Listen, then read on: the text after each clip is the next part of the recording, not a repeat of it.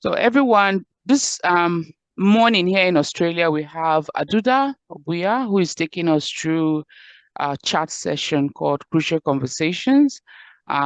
Please feel free to pause or raise your hand at any point to ask her questions while she's presenting. Aduda, over to you. Good morning, everybody. I hope you all had a good week. My week was really busy, but I'm glad that God has enabled us all to be able to meet this morning, and this morning for those in Australia and night for those in Nigeria or UK or whatever part of the world you're joining from. We don't take that for granted because that's a special grace that has been bestowed upon us as children of the Most High. Today, I'll be going over crucial conversations. Quick question by a show of hands. How many had a difficult conversation with either your spouse, your children, in your work environment, with a friend? Just react to this chat or send me an emoji and let me see how many of us had that. I had a very difficult conversation this week with my boss and with my friends. Yeah, Comfort said she did. Thank you for that, Comfort. Who else? Mimi, you didn't have any. Oh, Mimi. Oh, thank you. Oh, everybody. Nice, nice, nice. And how did that make you feel? You can feel free to unmute yourself and just give me one word answer, please. Terrible. Terrible. Okay. That's harsh. Terrible. Okay.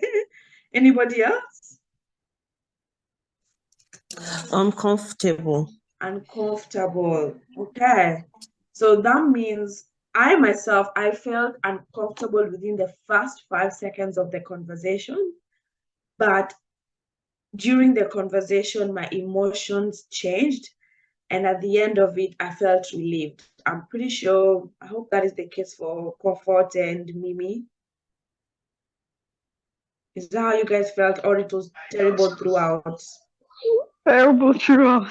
Terrible throughout. Comfort, were you uncomfortable the whole time? Even when your name is Comfort, you should be comfortable. Okay, so not in all cases, but yes, there was this time where it felt uncomfortable throughout because it just felt like I might not really be able to pass the message as I want to, or so I just kept quiet and just listened and left at the end of the conversation. Oh, wow, wow. I love the way you have expounded on your emotions because you have literally captured every single aspect of what a crucial conversation is. And that is the negative part of it, which should not be the case because a crucial conversation, okay, let's dive into it. What is a crucial conversation? And a crucial conversation is a discussion between one or two people or more where the stakes are very high, opinions vary, and emotions are running very strong.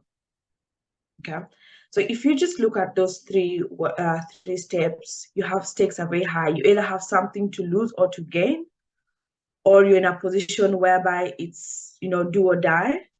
Opinions are very strong. You're either left, the other party is right. None of you can meet in the middle. And the emotions are running very high. You're too heated, you're angry, the other party is angry, no one wants to listen, everything's just everywhere. Okay. Despite that, it's still very important to have a crucial conversation because through crucial conversations, we are able to take away the fear and we're able to make matters better and we're able to come up with a solution because through those conversations, we are able to express our opinions openly. We are able to say that which should not be said. And that which should not be said is always, if not 90% of the time, what is needed to make everything better. So some conversations are very easy. They start out very light and they end up going to crucial. For example, talking with your children, someone, your child can come and ask you, oh, mommy, someone did this and this and this and this at school, and I saw the teacher touch the other girl, and the other girl felt uncomfortable. The conversation started as a normal story between you and your child, and gradually, you can see the tempo of the conversation has changed into something really serious. And then you as an adult, you have to take over and lead your child towards the right direction. So the second aspect of crucial conversation is learning to spot crucial conversation.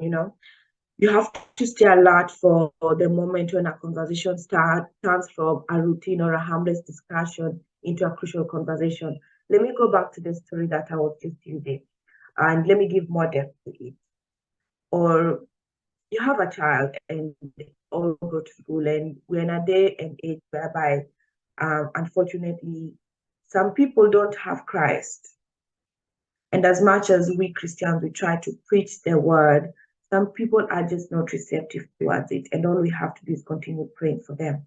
In saying that, if your child comes to you and is telling you a story of whereby she saw her friend playing with an adult in school, and the adult started touching the friend inappropriately, you can see the story gradually turned from a normal conversation of, oh, the teacher was doing this, we were all doing this, it was every inclusive, everything was okay. And then all of a sudden, something pops up and changes the tempo, and it becomes very crucial. Oh, there's touching involved. You now have to start asking questions. Where were they touching them? How did the child react? Was there any other person present? Who did you tell anybody else in school? You have to pay attention and see the signs that suggest that this conversation has moved from just a casual conversation between either yourself and your child, or yourself and your co-worker, yourself and your partner, yourself and your friend, into a crucial conversation. And then you have to now make that bold step. And if you have noticed that, make that bold step and turn that into a crucial conversation by either changing the emotions or changing the tone of how you speak, alerting the person like, hey, this is really important, like, hey, what do you mean by they were touching her? That is wrong.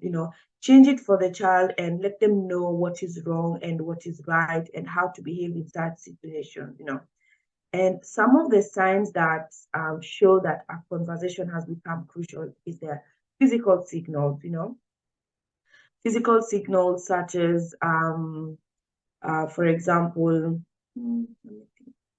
physical signals. Before I answer physical signals, emotional signals. Emotional signals are very out there because we are emotional beings. For example, change of face and showing of emotions, anger, aggression, crying. You have the behavior as well, which such as crying is a behavioral signal as well.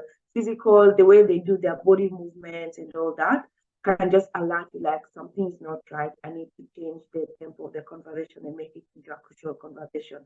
So in doing that, most of us have to simultaneously be active at listening, at the same time be active and aware of your environment, so that yes, so that we know when the emotions are high and what to do next. Sorry.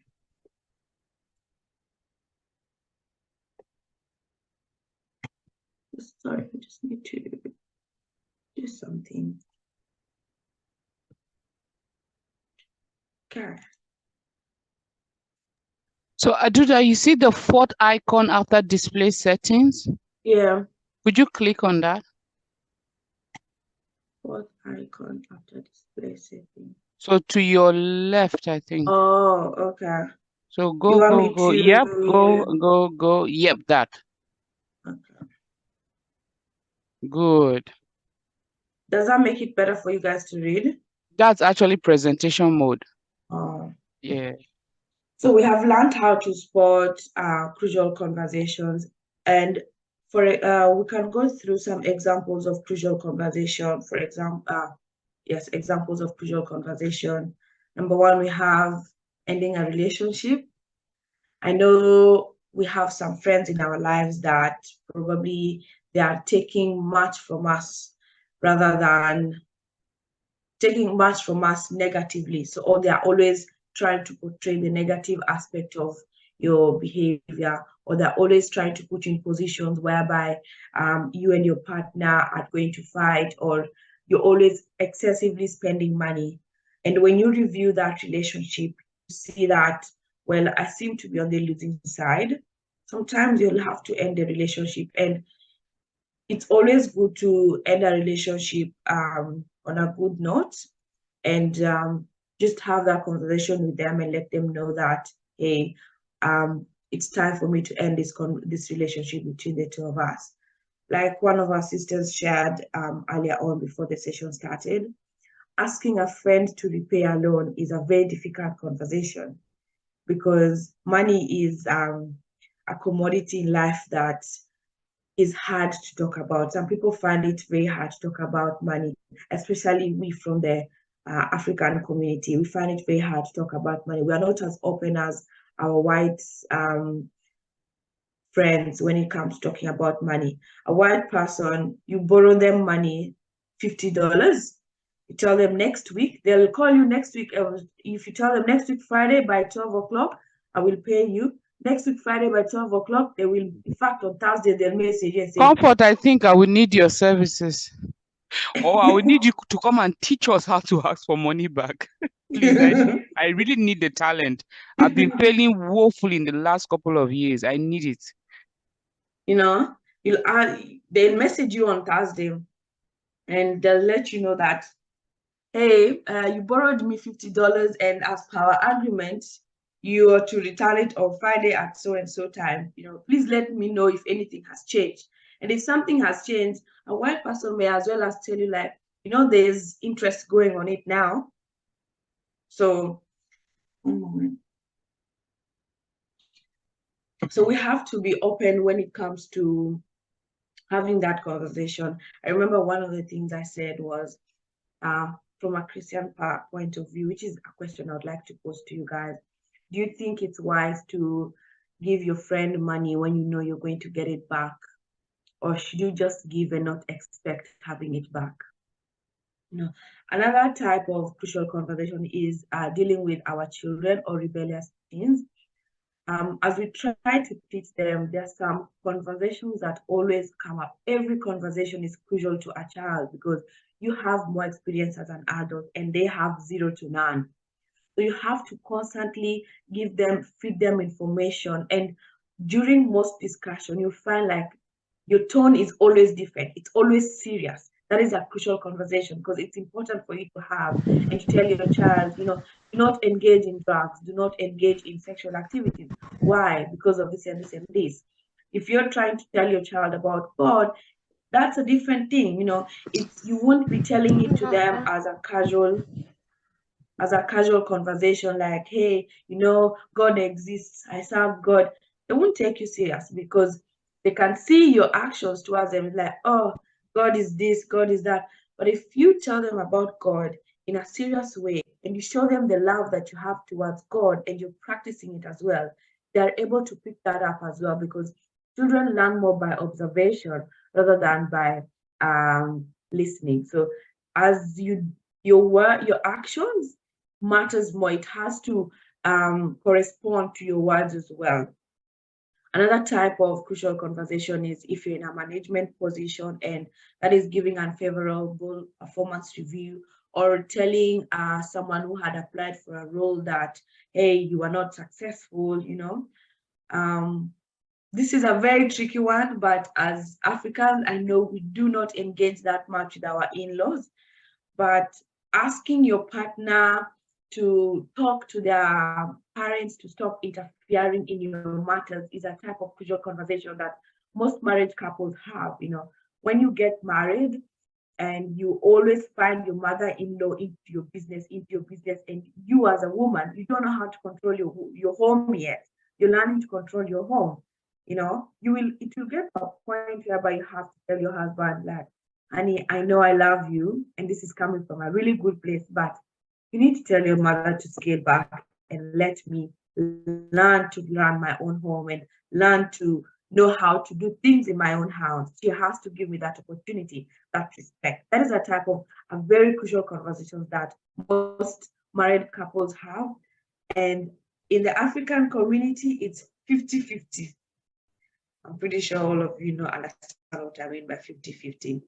And lastly, discussing problems with sexual intimacy. Aduda, please, could you expatiate on the 50-50? I don't understand what 50-50 means. Genuinely. It can be very difficult, especially if you married interculturally. You know, there's for example, if I get married and the man is from a different culture, you know, that culture has its way of life already, you know, and the parents-in-law expect me to behave in a certain way because as an African woman, we tend, when you get married into the man's culture, and you're expected to learn about their culture, you know. And some of the things that you have to learn is that respect, how you're supposed to respect your in-laws, how you're supposed to communicate with your in-laws. So if I find that my mother-in-law is always in my case, is always on my case, or always trying to control my home, I have to talk to my partner about it because I cannot directly confront her and say, Mommy, I love you, but you need to scale back. It will create problems where there was no problem. But you know the interesting thing, Aduda, sorry to cut you short, but the interesting thing is that when you say we from the African culture, if we marry outside, you know, in Africa itself, we've got so much variance amongst our cultures. So we don't even need to go outside of African culture. Mind you, I married a man that speaks the same language with me. Yet inside the Thief tribe, again, is another variance, a large amount of variance. So in fact, inside Africa itself, you start going inside country itself, you start going inside tribe itself, and then inside tribe, you will start going inside, what do you call this one? What do we refer? Mimi, help me. Clan. The clans. Yeah, not clans. The kings. No, like where you have Bagbura, Hunav, or clans. That's clan. You reckon? Clan looks like the smaller one down. No, clan. It's a clan. It's a clan. Clan is the smallest. Clan. Because I'm thinking many families. They're your kinsmen are the hench, the inner focus. But the clan is the wider, like your Bagbura, Bagwa, all those. Okay, so anyway, when you go down there again, the difference is so, because there are some of these cultures that have been influenced by Christianity, some have not. Yeah. Some have stuck to their traditional ways of religion. And so the difference is there and it affects your marriages again. I just wanted to highlight that.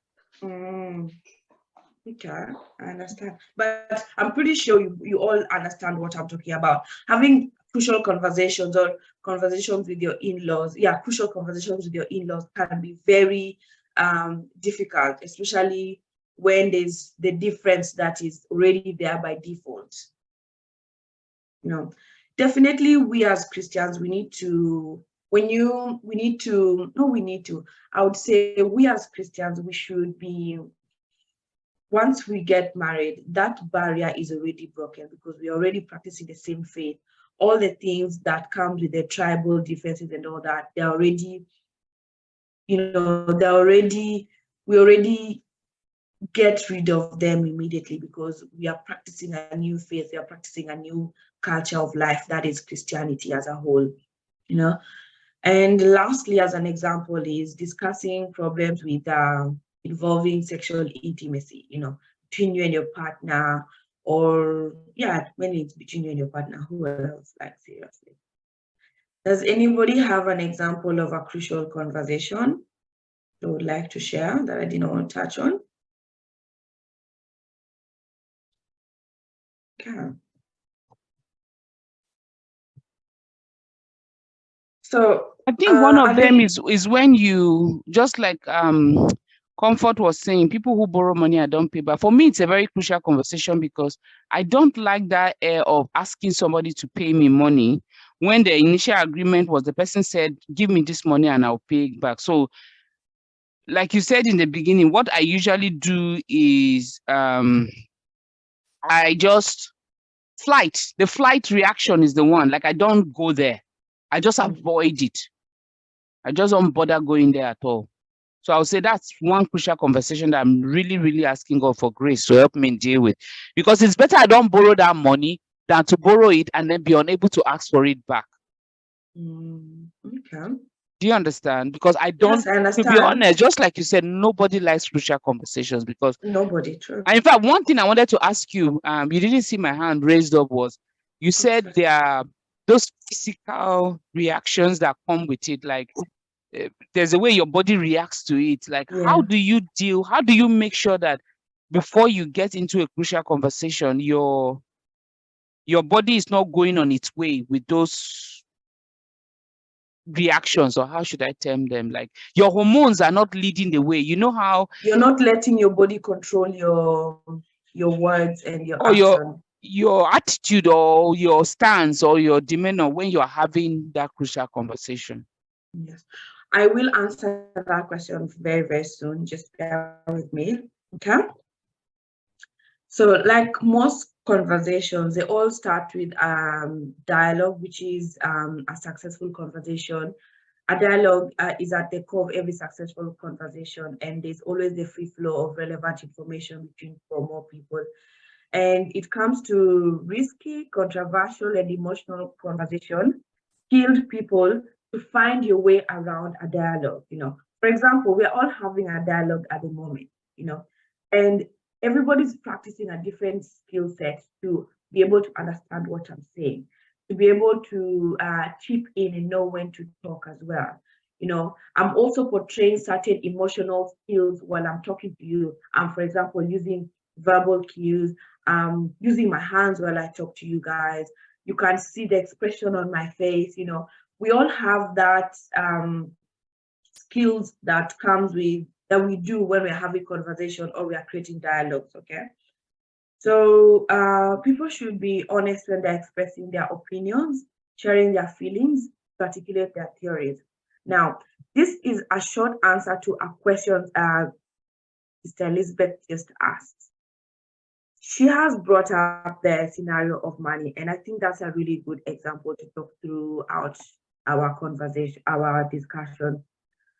Because we already know that money talk is a crucial conversation, emotions are always going to be involved. And the emotions involved is one person always feels like a victim while the other person feels like the villain. The lender always feels like a villain because you feel bad asking for money.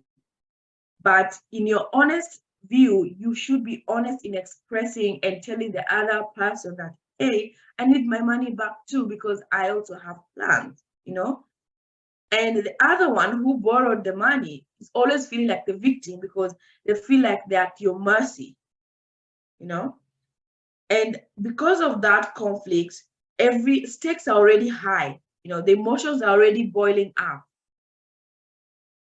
So what must you do in order to achieve dialogue rather than make the fool's choice? So I will explain what a fool's choice is. A fool's choice is a very simple explanation is, remember when we are all growing up and your grandmother made for you food? Sometimes the food is too salty, or your mother has made you food, and sometimes the food is too salty. But you don't want to say that, Mommy, the food is too salty. You make a wise and conscious decision and say, it's very yummy, but we both know that it's too salty. You're making a fool's choice. You don't want to hurt the other person's emotion. You don't want to destroy the respect that is already there. You just don't want to cross that boundary with your honesty. And you choose to be biased and say, I'm really enjoying the food. While deep down, you cannot wait for her to turn and go to the kitchen for you to go to the bathroom and throw it in the toilet because it's too salty. So it's good to be always honest, And skilled people while they're having dialogues, they make it, they try to make it safe for everyone to converse. In that scenario, when the food is too salty, you can give a good compliment. You say, the food is nice, but I think the salt is too much. You're saying an honest opinion. It's the salt that is the problem, nothing else. It's not like all the other components of the food are bad. If the food is nice, if the meat is nice, the meat is well spiced, the stew is well spiced, but the meat is too tough for you to chew, it's good to tell your wife, honey, the stew is really nice. Maybe we should take it back to the pot. Or you can be nice about it. If you know your partner or the other party you're conversing with, if you're good friends with them and you know how they receive such criticism, direct criticism. If, for example, it's my friend, I will tell them like, oh, the food is really nice. Well, like, let's go back to the kitchen and continue. We'll take the gist to the kitchen, and ask her, maybe let's warm the food a little bit more. It's not too hot. And in that moment, you can allow the meat to heat up more and to cook more. You just have to be a little bit wise the way you're passing down information to, especially a party that is that you're supposed to giving that high respect to. If it's, for example, your manager or your in-laws or your really good friend that has high emotions, that if I say this criticism, they will take it in a way that I may not be able to recover. We may not be able to recover this relationship. So you just have to be wise in the way you're talking to them. At the same time, maintain honesty. So each of us enters conversations with our own opinions, feelings, theory, and experiences about the topic at hand. If you're entering a conversation, you already have the inbuilt opinions that you have as a human being. Yes, we all think alike, but there's the differences. Our different experiences in life make us have different opinions on topics and opinions on how we do stuff, or it just makes everybody different, and that's what makes all of us unique. So how do we have crucial conversation? How do we make it easier for the receiving party to be able to understand what we are saying to them? How are we able to be articulate in what we want to share down to them? How are we able to make sure that the relationships are not broken and you're not making a fool's choice in your conversation between you and the other person? Number one, it always starts with your heart. It always starts with yourself. You have to work on yourself as an individual, because at that moment in time, the only person you can control is you. You're the only person I cannot control the way me is talking. I cannot control the way Elizabeth is talking. If you're talking to your children, you cannot control the way Ebenezer is talking. You cannot control the way Nata is talking. They are a human being as they are on their own, and you are another human being on your own. You can control your emotions, you can control your physical aspect, but the other person you cannot control. So you have to remember that you have to control yourself. Once you're able to control yourself, which is your emotions, the way you articulate things, your understanding, once you're able to control your listening, and then you're able to control the other person or control the situation. You must step away. How do you control yourself first? How do you control yourself? You must step away from the conversation. You don't physically have to do it, but you can subconsciously do it. If we're having a conversation and the debate is getting heated, a simple way of stepping out of the conversation, of the interaction, is just pausing for a moment and listen to what other people are saying. And while you do that, you simultaneously also check yourself. Was I shouting? Is my tone correct? Are my verbal cues correct? Am I being too much on people's face? You have to take a step back, think, what am I doing as an individual? If you find that you're in a heated debate, and one of the things you're doing is you're speaking too loud, you're shouting, you're in a room that is 4x4, but your volume is already 50. Why? You just tone yourself down. After you've stepped and you've started to evaluate yourself, you tone your voice, you tone yourself down. After that, You now listen to what are other people saying. You listen to them, and then you're able to start to know, what do I need to say to make Mimi understand my point? What do I need to say to make AY understand my point? Okay, AY is understanding that blue, but her blue is sky blue. Mimi is understanding my blue, but her blue is royal blue. You know, how do I make them meet and come to baby blue? Do you understand? Which is your point? So you've stepped away, you've listened to other people, you've evaluated yourself. You're now able to articulately speak to the rest of the people, you know? That is, you know, stop and ask yourself questions and return your own dialogue, you know? Always evaluate yourself first before you can evaluate others, you know?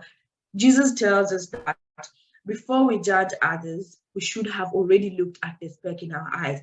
Don't be quick to pick the to pick the little tiny speck in Mimi's eye, yet you've forgotten that in your own eye, you're carrying a whole forest, you know.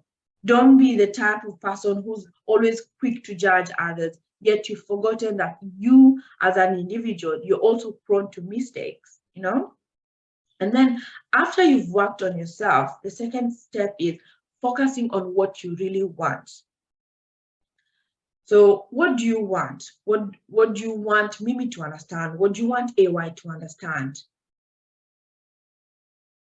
You now have to redirect your approach to every single thing you were saying before. If I was speaking very loudly and I was being abusive, I was just talking, yapping up and down, you've evaluated yourself, you've calmed down, you're now able to speak and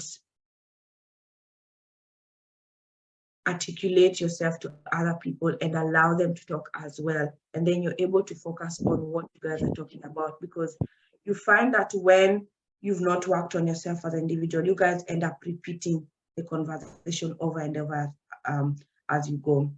And in that, you're also refusing the fool's choice. Because you're being honest, you've worked on yourself. You're now focusing on what is important. Once you focused on what's important, you're now able to refuse, you're now able to stop yourself from, you know, just telling Mimi pleasing things because she's your friend. You don't want to be honest with her. Telling AY the pleasing things because, oh, I like her, I'm trying to get to know her. If I tell her that I don't like the way she's doing this, she won't like me again. No. You're able to be honest in your conversation. At the same time, because you've worked on yourself, you're able to control the way you pass down information. You know, you're able to tell Mimi in a way that, Mimi, I don't like the dress. It's not making you look as good as this other dress would. You know, you're able to tell her in a way that is positive. At the same time, you're able to pass your message across nicely. At the same time, it's not destroying your relationship. Because if everything is already hidden, like, Mimi, I don't like your dress, it's looking somehow, you know, she'll feel like, is there something wrong with me? She's a human too, you know, is there something wrong with me? It will make her conscious. And that is what we are trying to avoid. We're trying to avoid making the other person feel somehow about themselves, or feel somehow about how you talk, or feel somehow about the situation. You're trying to make your point clear and very unhurtful. Okay? And one of the ways of making your point clear or having conversations, having crucial conversations, is to make the conversation safe. Now, I'm pretty sure we've all been in a situation whereby you've had a conversation, most likely in your work environment. Let's say you, your boss, you people are in a meeting and things are just not right. You can feel the tension through your Zoom screen. You'll even see some people be doing this during the meeting because things are just not okay. There's too much tension. And once there's too much tension, it's no longer safe for everybody. Everybody wants to leave, you know? Everybody starts to go blind. It's not safe for anybody to the point that your mind is already, your judgment is already clouded. Whatever you get to the point of like, whatever I say, if I feel talk, people will not like me again.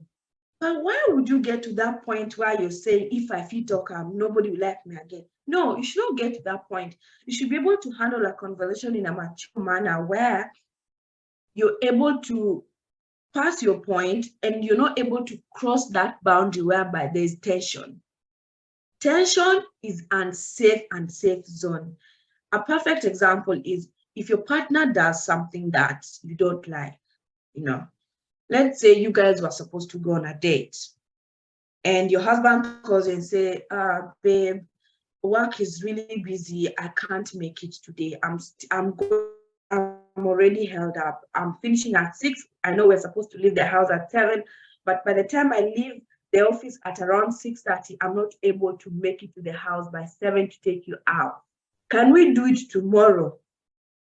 By you, because this is the second time he's turned you down, the tension is already, your mind just changes. He does not care about me anymore. He's not putting this relationship as a priority. You're already boiling. There's already unsafety. So when he comes home, and the first thing is you prioritize work over our relationship. No, that's wrong. Because tensions are already high. Why are you already making it worse? The first step is make it safe. If you have to take a step back and focus on yourself, work on your emotions, it doesn't hurt to take a 2-minute step back. It does not hurt. Do that. Wait for him to come home. Ask a simple question. How was your day? Hope you had lunch. You look tired. Can I help you with your bag? Here's a glass of water. Those are simple actions because he already knows that he's done something wrong. 90% of the time, if not 90, let me say 60% of the time, when you're holding a crucial conversation, rest assured the other party already knows that this is a crucial conversation. Something is wrong because as humans, some of us, we don't know how to control our emotions. I just say like, the moment I just speak the first word, my intonation is already alerting the other person that this is a crucial conversation. Things already, the stakes are already high. So if you make it safe, it makes you calm, it makes them calm, you're then able to have a proper adult conversation. So Aduda, let me just come in there. It's a question, but I'm just framing it. So what you're saying is, you found this person that you're supposed to have this conversation with now, you're in the same space with that person. So instead of focusing on the conversation you intend to have, I should focus on myself. I should, like when you say work on yourself first, when that person is already in that environment, it's like I should change my thought process at that moment. And focus on, go ahead. And focus on just finish up. I'm focused on controlling my emotions. I'm focused on, okay. No. When I say work on yourself, when I say work on yourself, it's literally working on how you want to pass the information. How will you handle your emotion? Because we are not having a crucial conversation at this moment in time. This is a presentation, yeah? But this is a crucial conversation in its own way. And how have I worked on myself? I have worked on myself in the sense of I'm speaking at a tone where everybody can understand me. I'm not speaking very fast, so I'm like trying to catch up. No, I'm speaking in a manner where the tempo is even for everybody to understand what I'm saying. Am I pronouncing my words properly? Yes, you can all hear me talk. I'm not swallowing my words and making you say, please, could you repeat what you say? Oh, pardon, could you speak up? I'm not making you in that, I'm not putting you in that situation. So when I say work on yourself, it's about you taking a step back and just trying to find, okay, I was using this approach. What if I use this other approach? It's just you taking a step back and just thinking, what other ways can I use to articulate my point of view, or to make this person understand. And in that same way, you're able to say, okay, what other ways can I express my emotions? If, for example, you are very angry, you're angry to the point that you're probably you are holding something and you're doing da da da da da da. One of the first things you should do when you step back is, I'm very angry, I'm feeling very angry. Let me put this thing down, because it's already looking like an object to the other person. Another thing is, let me drink a glass of water. You drink a glass of water. It makes yourself calm. And then you think, okay, maybe I should, instead of physically and behaviorally expressing my anger, am I able to tell them and show them my emotions more? Because there's a way you can express anger that it becomes violence. But there's a way of expressing anger that is pure emotions just flowing, and the other person is able to understand you better, rather than see you as acting as a victim, or acting like you're the one who, this is my way, I'm very angry, if you're angry, like, I'm very angry, or I will, why am I doing that? Why am I already punching? What's the other person is receiving, like, this person is ready to fight. They're already punching their hands, Take a step back, breathe, put your hands down. If you're holding something, put it down, drink a glass of water, internalize your emotions first as a human being. Because most of the times when we are being emotional, we ourselves, we have not internalized our own emotions. So your emotion is just showing up as, they're just literally pouring out, as before your brain even processes what you're doing, your body has already done it. But when you take the step back, you're able to think clearly, you're able to put your emotions in check. I'm not saying change what you want to say, no. I'm saying find a different approach on how you can talk to the person, because the goal is not to show your emotions, or show how angry, or show how much English you can speak. No, the goal is for the other person to understand your point of view, and for you guys to reach a mutual understanding. Does that answer your question? Yes, it does. So one of the ways we said is making the conversation safe. You and your partner, you're arguing, and he's come home. Quickly, you make the conversation safe. Even him as a man, he should make the conversation safe as well. You as a, he'll come in and probably some men will buy flowers. Some men will automatically come in apologizing. Some men will start and will be telling you sweet words from the door, saying, my baby, the stew you gave me for lunch was very sweet. Even when you yourself ate the same stew and you knew it was not sweet because you did not put salt. But he will tell you the stew was sweet, So he's trying to make the conversation, he's trying to make the environment safe for you people to have that conversation. So how to make it safe to talk about almost anything. One of the first things I said was stepping out of the, I did not actually mention this. This is a form of focusing on yourself, is to step out of the context of the conversation. So you and your partner, you've had that heated debate already. One way is just 1 second, stop, think, reflect. That is stepping out. And then you make it safe. And once it's safe, you can now talk about it again. Once you make things safe, once the tension is cool, you can now start talking about it again. The other way of making it safe is for you guys to have a mutual purpose. You and your partner, what is your mutual purpose? You're both trying to work on your relationship, yeah? Your focus is not the actions he did. Your focus is working on that relationship. What are other ways that we can work on our relationship? Okay, we cannot go on the dates to the movies as we had planned. Or can we have an indoor movie instead, whereby your phones are both off and you're just focusing on each other as a couple? Focus on your mutual purpose. Once you focus on your mutual purpose, focus on your mutual respect for each other. So sorry, let me add something to this. Yeah. Another way to make it safe to talk about almost anything, I want to still come back to the point of money collection from family and friends.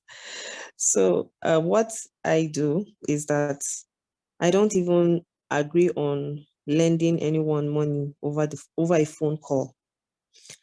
Once you start it on a phone call, I just tell you I would call you back or let's chat. Why am I doing that? I want to have our conversations for reference sake. And I won't obviously just give you money. You have to tell me what you want to use it for. We're in Africa, I don't know if, let me say humans generally, someone will tell you, it's personal, I'll tell you later. So once you say that, the next question is, when am I getting the money? Because the money was set aside for something else. So I make it very clear in our conversations that I also need the money for something. So when am I going to get it?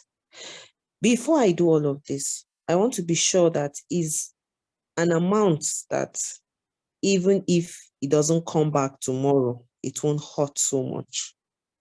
So when you give me a date, I still emphasize, please make sure it comes that day.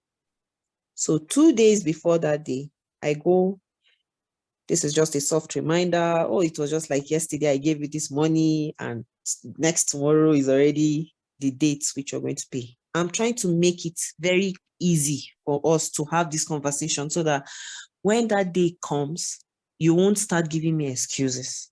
And when that day comes and you start trying to give excuses, I now go and start tagging your chats. But you said this, but you said this.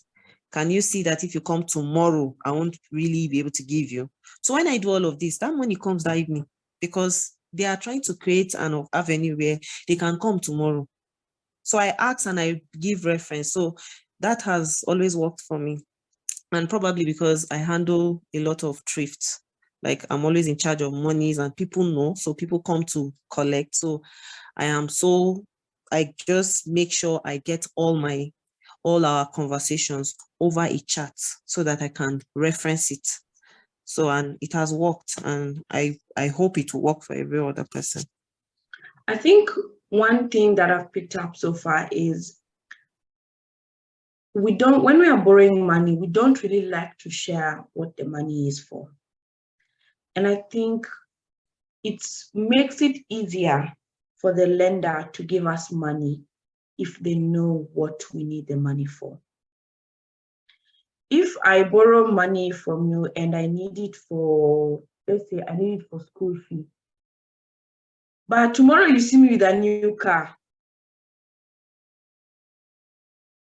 you'll question my integrity. Like, okay, this you'll question our relationship. Like, wait, Aduda borrowed me 3,000 yesterday. She said she's paying school fee. The next day she got a car. What does she take me for? What did she really, Yeah. And that is what I'm sorry to say, most of our African brothers and sisters, that is what we do. You need money for something. If you're borrowing money for a sick person, make sure you state it. Things don't have to be, we always want to say something is personal, is private. Sometimes it's, maybe I need to buy food for myself. There is no shame in saying it. One thing I learned this week from one someone I was listening to is, sorry, I'm trying to look for exactly what I wrote.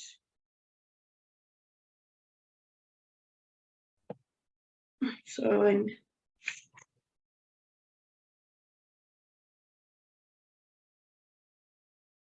one thing I learned this week is when you when you talk honestly as a person, God hears you. You know, when you're holding conversations, God is listening. The devil is also listening. But let's take the aspect of, not let's take, we are children of God. We're all practicing Christians. I'm holding a conversation with Mimi. I tell Mimi, I need 3,000 to pay for my school fee. Okay, God has heard that statement. But tomorrow, Mimi is seeing me with a new car. She asked me, Aduda, I thought you said you needed money for school fee. You bought a new car. Congratulations, you know. Automatically, Mimi will think this girl has the money to pay her school fee because she just bought a car the next day. Why did she borrow me the money? There's nothing wrong in asking because it's your money. I don't have to go in details of saying exactly how I spent every single kobo of it. But I can just be like, oh, yes, I actually paid my school fee. This is not my car. My friend has given me this car. Someone has given me this car to just move from point A to point B. See, it was as simple as that. Or if I actually went and bought a car and I lied to Mimi about it, I should be able to go back and tell Mimi, look, Mimi, in actual sense, I didn't want to ask you money and tell you that it was for a car. But wouldn't it have been better if I actually told her that it was for a car? Do you think God did not listen when you were holding that conversation? He did.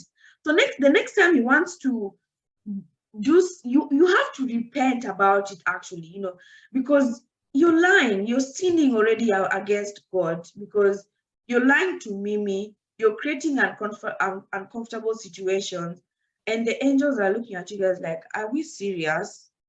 All she needed was a car. And the next time you go and tell Mimi that, Mimi, I need money because my child is sick, or because I'm sick, or because I really need money to pay my house rent. I don't have money for house rent. Do you think she'll believe you? She won't. Because the first time you borrowed her money to pay school fee, which was a crucial thing, you ended up buying a car. So what makes the second time different? It doesn't, you know. So we have to be honest in when we are borrowing money and when we are also lending money. If you're lending money to someone, let's say I've told Mimi, Mimi has told me like, Aduda, I need this money by next week for this and this and this. Mimi, feel comfortable to tell me, Aduda, my money, feel comfortable. Yes, I on the other side will feel uncomfortable. But if I value our relationship as a person, I should be able to respect you enough to understand that when you borrowed me the money, you did state it for this. So I should work. If, let's say, at that point in time, I'm not able to pay, I should be able to say, like, oh, Mimi, I only have half of the money. Please take this, hold on to it. Because half is better than nothing. Maybe at that point in time, she does not need the whole amount. She needs half.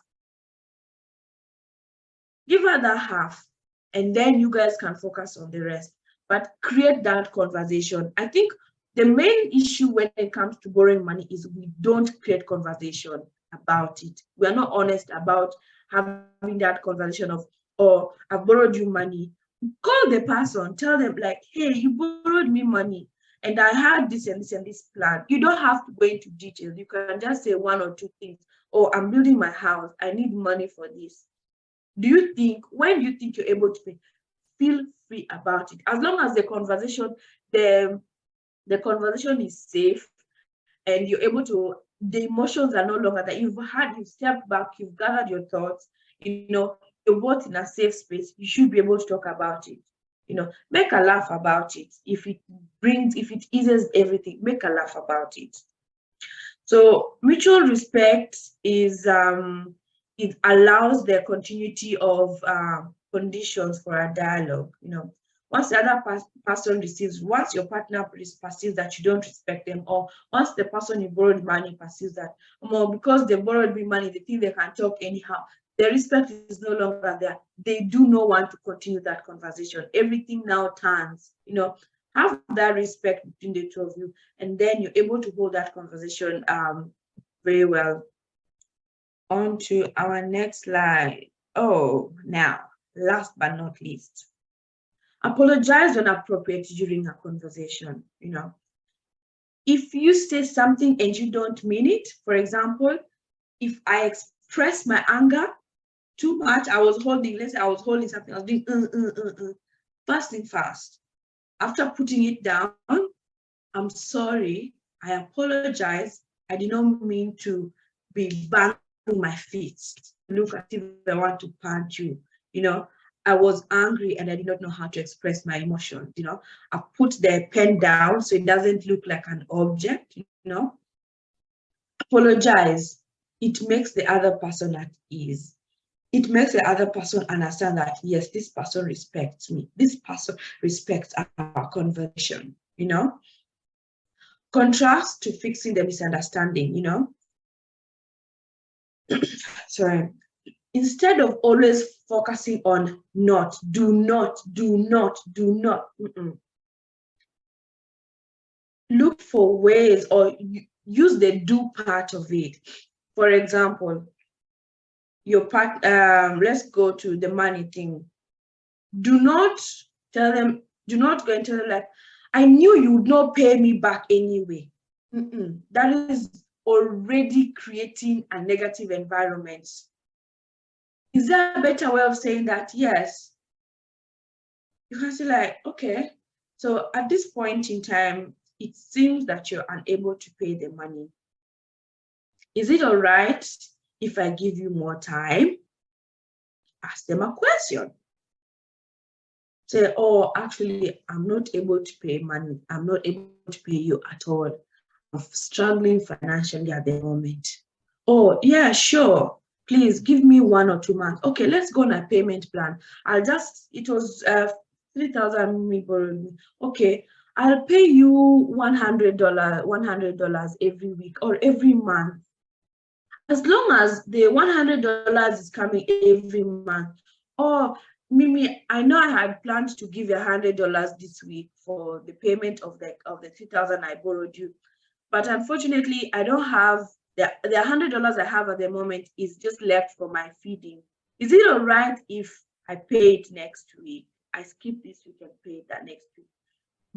Feel free to say your mind and say what situation you're in.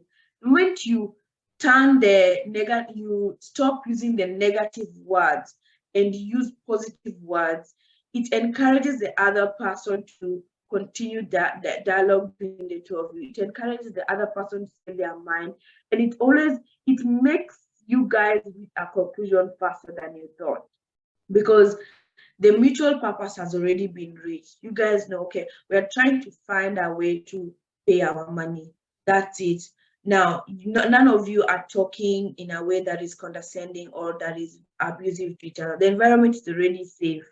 You will now be able to brainstorm new strategies, you know, payment plan, or how about, I heard that, you know, you're looking for someone to send this in Africa, back home in Nigeria. Yeah, I'm still looking. Well, I have a small business, and one of the services we offer is this and this. How about I pay you in that form? Sure, why not? Do you understand? You guys are able to come with different ideas to solve the situation. What if, Aduda, what if the other person doesn't have that mutual purpose of wanting to pay back the money? What if you're the one that wants your money back, but the person actually did not even borrow with the intention of paying back?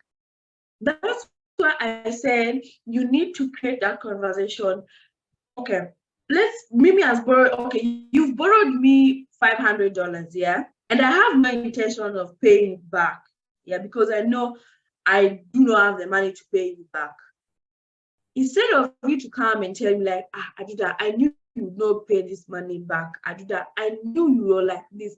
Aduda, this is the second time, what's the third time you're borrowing me money and you're always making discount. Or Aduda, this is, instead of you to be the words you're using are very harsh, you know.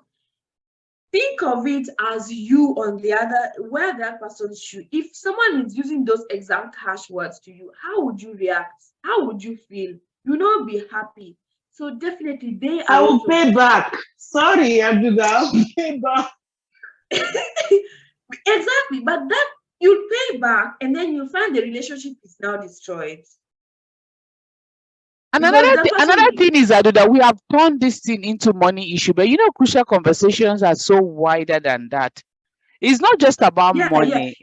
It could be about, okay, it looks as if hubby is getting too close to this babe in his office, and I'm just not comfortable about it, and I don't want to keep it until maybe one day when I'm angry with him, I just spew it out. You understand?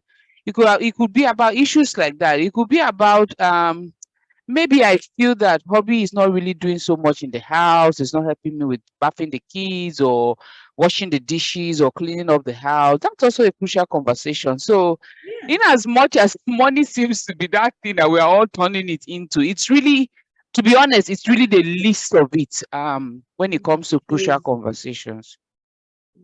Because if you notice, in all these scenarios, what you'll actually do is you take a step back and focus on yourself. How am I approaching this issue? What's the best approach? Okay, how can I communicate? Okay, I was using this and this words. The moment I said this word, I realized that you realize that your hubby turns, Okay, I'll stop using that word. Use a synonym. Use a different word. Okay. After that, think and say, okay, but all in all, the first thing you can even say, babe, our goal is to make sure the house is always clean and conducive, livable for us and our children. That is your goal. You'll be like, yes, babe, that's our goal now. We have to create an environment that is safe for ourselves and clean for our children as well. Say, oh, hubby, I understand that you're busy, I was thinking that when after drinking in the morning before you leave, if there's a cup on the dining table, rather than leaving it on the dining table, it would be better if you put it on next to the sink. So that when Hadassah comes, she sees the cup there, she washes it. Or when I come, everything is together. Oh, babe, I don't like when we leave dishes upstairs. The way you say I don't like, it's good from if you actually notice, the way you say I don't like this, most of the times when you say I don't like, people always tend to, it's like they become very alert. But isn't it better or easier if you ask them to do what you actually like? Oh, babe, how about we bring our dishes downstairs instead of saying, I don't like when we leave our dishes upstairs. It creates tension. I don't like when you touch me like this. Oh, babe, could you touch me on my shoulder? I think it's better than you touching my leg. Look for different words to pass your information, but avoid the negative aspect of it, because as humans, once we hear the negative aspect of it, our guard goes up like, oh, okay. So you don't like when I touch your shoulder. You also don't like when I touch your arm. So you don't like, every single time you don't like. What do you like? It always goes that direction, unfortunately. So I think it's good to find ways to, at the end of it all, it's very good to understand your partner and to understand the other person you're talking to. If you're not in a position to understand them, then you should be able to control your emotions or control the way you speak to them so that they're able to converse with you. And in that conversation, you should be able to pick up a few things on how to handle their situation. So strong emotions, like we said before, they keep you stuck in a silent or like a violent mode, because strong emotions some people go quiet when they are experiencing high emotions, or they become violent, like I said. So one of the things is take a step back, retrace your path, and retell the story. Retrace your path, notice your behavior, get in touch with your feelings, analyze what the situation is. And once you've analyzed the situation, you're able to pick up the important factors of it so that you don't focus on irrelevant information.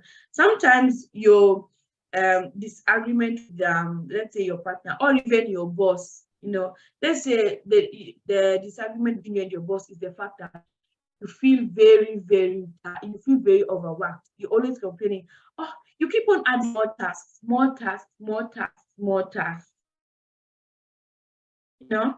But if you step back and actually analyze the situation, you realize that, okay, why do they keep on giving me more tasks? Okay, we need an extra person in the office. Why don't you go and tell them, like, I think we need to hire an extra person in the office? Why?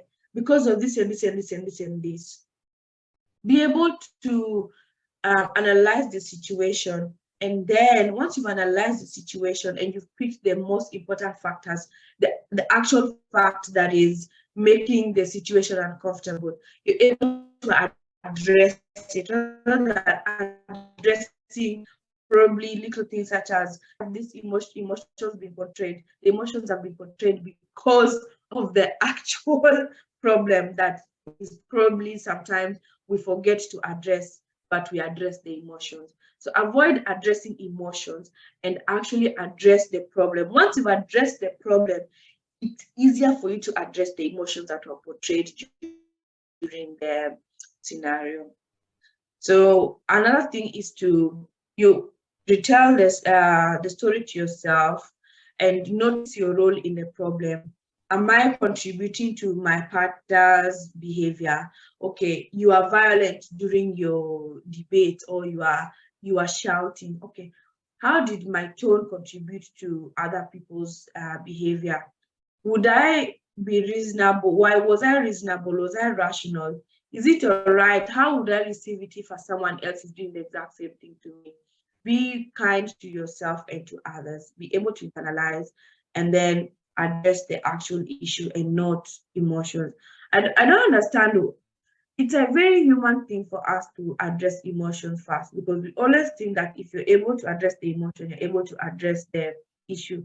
But most of the times we address the emotions and then we end up not addressing the issue, because you think that by addressing the emotions, okay, the person was angry. No, they're not angry, but the actual issue has not been addressed.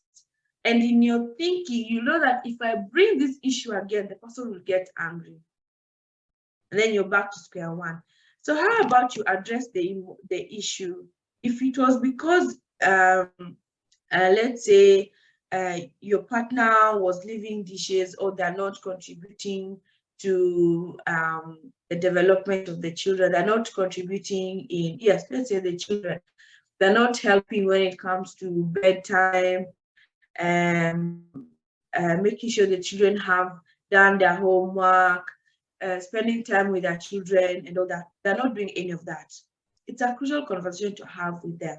So instead of you guys always say like, but you don't help the children, you guys are always addressing the emotions, or you talked about that and emotions were high, so you guys say, don't be angry, I'm sorry. You address the emotion, but the problem has not been addressed. Did you guys reach a conclusion on how he will contribute to helping the children? No. You have to address that. If that is the first thing, if you're in a situation where the first thing you have to address is the issue, and then you address the emotion, do that. If you're in a situation where you have to address the emotion and let the person know, like, look, I know that I've apologized, I've apologized for this. Please do not get angry. We still need to solve our problem. The problem is this. Be articulate in what the problem is. Don't go and start beating around the bush, because when you start beating around the bush again, it gives way to emotions. Any question?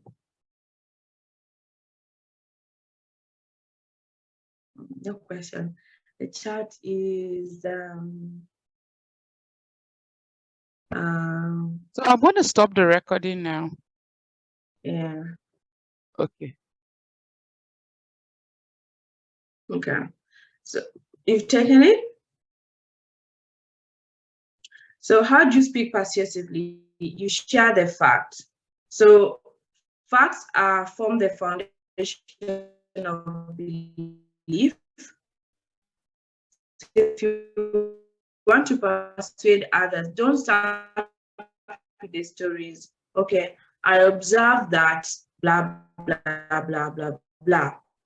I noticed that and when you're telling your story, be elaborate and be confident and factual. Don't focus on the emotions.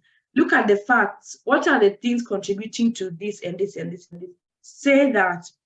And then ask for others' parts. Invite others to do the same. If it's between you and another person, let the other person also share their point of view. Because if I feel like Mimi is being mean, or if I feel like AY is being mean to me, maybe they don't feel that way. Allow them to speak. Oh, Aduda, I didn't mean to be rude. I thought, no, that was not my intention. I'm sorry if I sounded rude. It can just be solved by simple I'm sorry. But in doing that, you guys are able to create a conversation and you're able to speak in a way that allows both of you to share your point of view. So the how-to skill is by softening the message and giving meaning and force on in, or to soften the message actually means to give meaning to the information and not force information on somebody. So instead of always forcing your views on someone else, try to get them understand. At the same time, be open and receptive to their views as well. They may not agree with you, but they may be able to understand why you're doing some certain things. And that is what you want. That is your goal. Okay, your goal is for you to get Mimi to understand why you're doing this. Okay, that has been achieved. But this is Mimi's point of view. Okay, so we both have different directions of taking things. What way can we merge these two so that we become one and have a particular shared thought? Okay, so when you've had that conversation with your partner and you feel that, I'm trying to look for an example.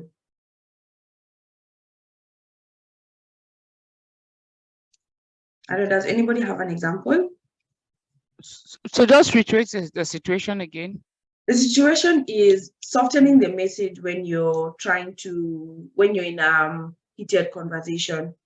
Let's say you have, actually, I have point A and you have point B. Those are our different opinions. Okay. The goal is for me to understand your point B and for you to understand my point A. And then for us to form point C, which is our mutual, which is going to be our mutual point, our mutual meeting point.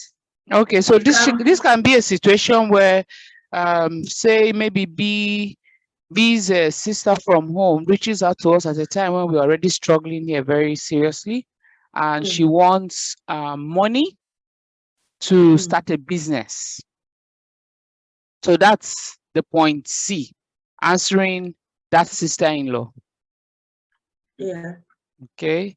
Point A, which would be maybe B's own opinion, is to give that money, Abi.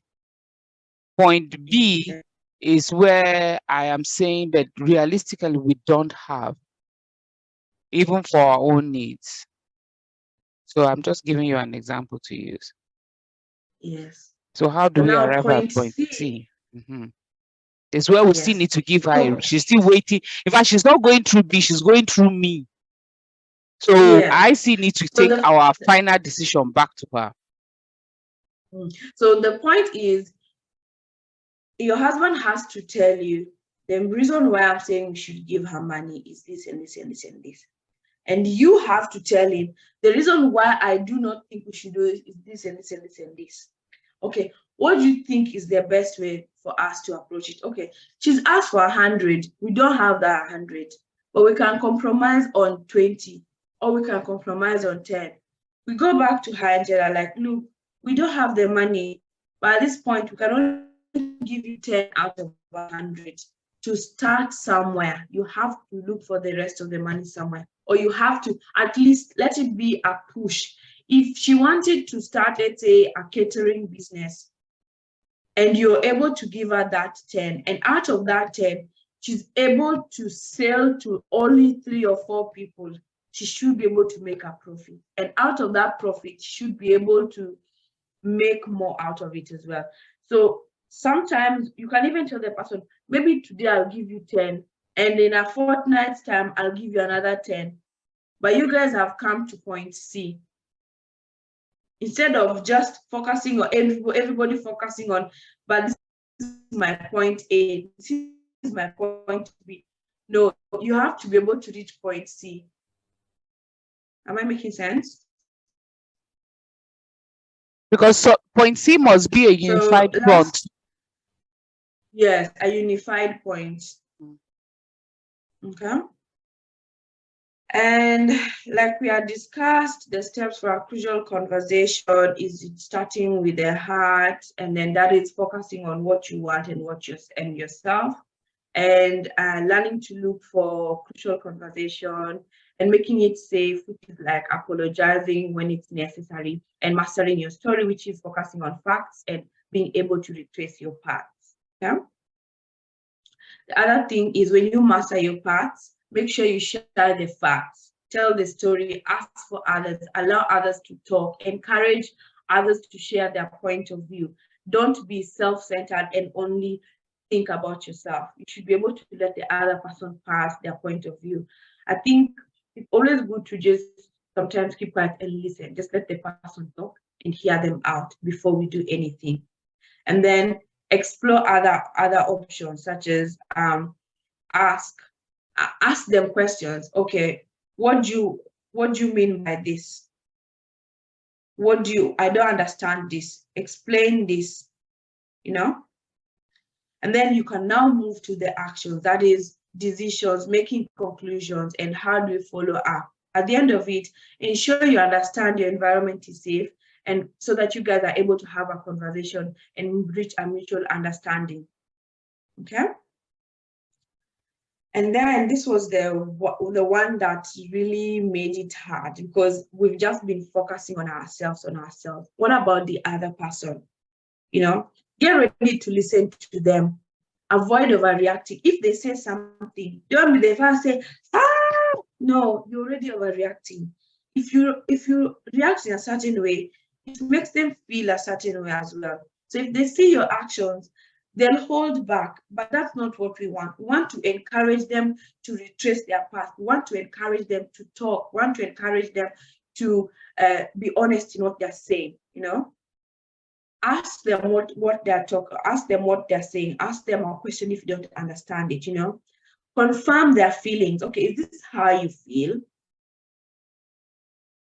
You know? Paraphrase.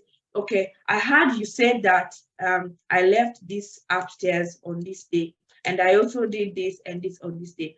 Paraphrase, so that the person will confirm, yes, that is what I mean. Because sometimes you say, I heard that you left this upstairs on this day, but what they meant was, I wanted you to go upstairs on that day. 2 different things. Paraphrase so that you're able to understand if both of you are talking about the same thing. Prime when you're getting nowhere. Prime is, you guys should take like a break. Take a breather. Think, what is the most important thing? You know, retrace your paths. Okay, do you mind repeating? I don't understand this. Okay, let's talk about this tomorrow.